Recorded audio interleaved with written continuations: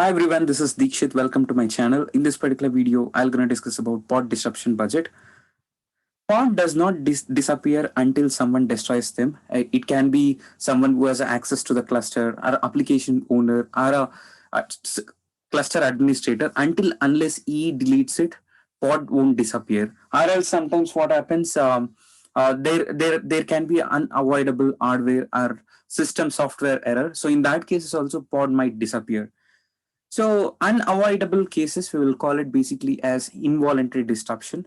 So to an application, in our case, in Kubernetes perspective, application means which is pod. So pod might go because of involuntary disruptions like hardware failure, or cluster administrator deletes the VM by mistake. So and cloud provider or hypervisor failure, which makes VM disappear. So whatever I've listed, these are the few involuntary disruptions. So there are voluntary disruptions as well. So these disruptions are created by application owner, or it can be cluster administrator. So application owner can delete the deployment or update the deployment template, causing a restart of a pod, or directly deleting a pod. So these kind of things we will call it as voluntary disruption. So which can be usually done by application owner. And coming to Kubernetes administrator, cluster administration. So he can also create some voluntary disruptions like draining a node for the upgrade, or if you want to repair anything, so you can drain the node. So some cases, if you want to upgrade the kubelet version or kube API version, API server version, in that case he'll drain the node, and he will move all the pods which is there in one node to another node. So this is also considered under voluntary disruption. And also sometimes what happens, if some node is there, on that node only you want to create a particular node, so that doesn't have that much memory. So what you will do in some cases, you will take that pod off, you will delete the pod, so that like other pod can sit on that particular node. So that is also considered as voluntary disruption. So now let's see what is pod disruption budget is. So an application owner can create a pod disruption budget object for each application. In our case, as I already mentioned, application in the sense in our Kubernetes language, it is a pod. So PDB means pod disruption budget limits the number of pods of a replicated application that are down simultaneously from voluntary disruptions. So if I want to put it in layman terms, for example, let's say you have some application. So when you apply this pod disruption budget, this is in a layman terms, again, you can say a rule which is applied on a pod. So wherein you are specifying this much is a minimum pods which should be available always. Even any voluntary disruption happens, I need to have these many minimum number of pods in my case. As you can see on the screen, for example, so there is application would like to ensure that number of replicas running is never bought below the number needed for this quorum. Like a web front, that's what I mentioned. Like let's say you want one application is there. If administrator is draining all the nodes, so I shouldn't allow to drain all the nodes, because I want to make sure two instances of my application is always up and running. So maybe if you see the demo, then you'll get a clear picture what pod disruption budget is. So let's get into the demo. So before that, so in my GitHub Kubernetes repository, so I've already uploaded all the files that I'm going to use for this particular video.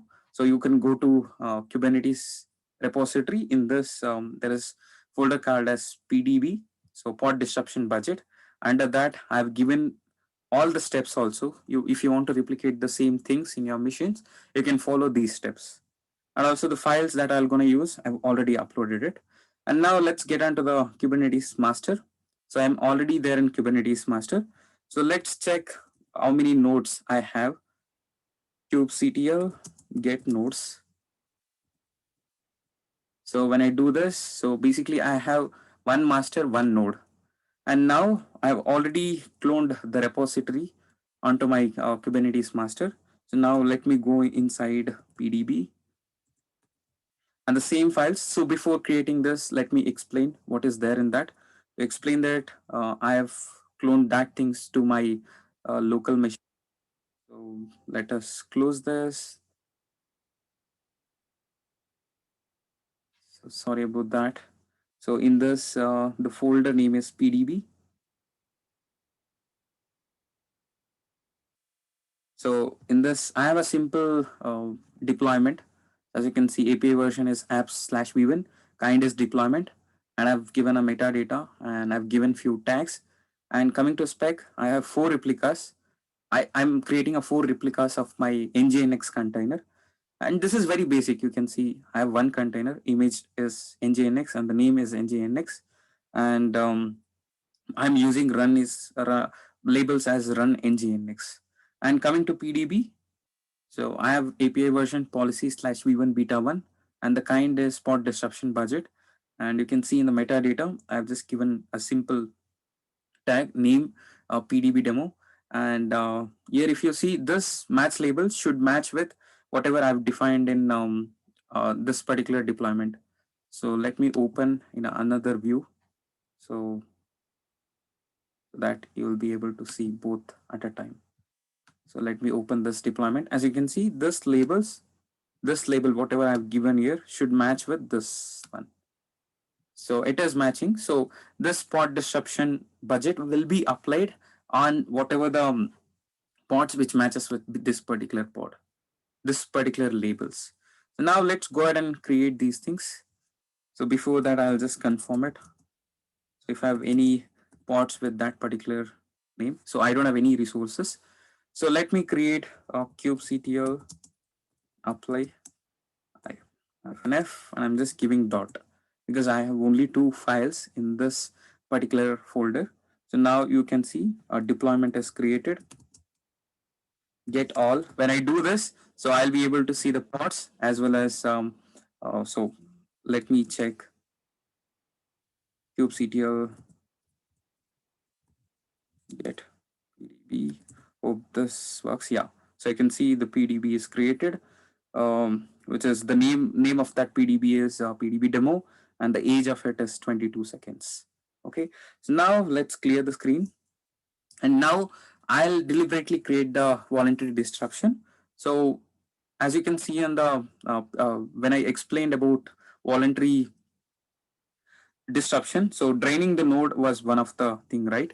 So when I drain the node, so let's drain the node. So drain is nothing like if you want to do any upgrades or like if you want to do any repair of your node, in that case you want to move all the pods in that to other machine, and you want to set your node to unscheduled state, right? So that like a scheduler won't send the pods to be deployed on this particular node.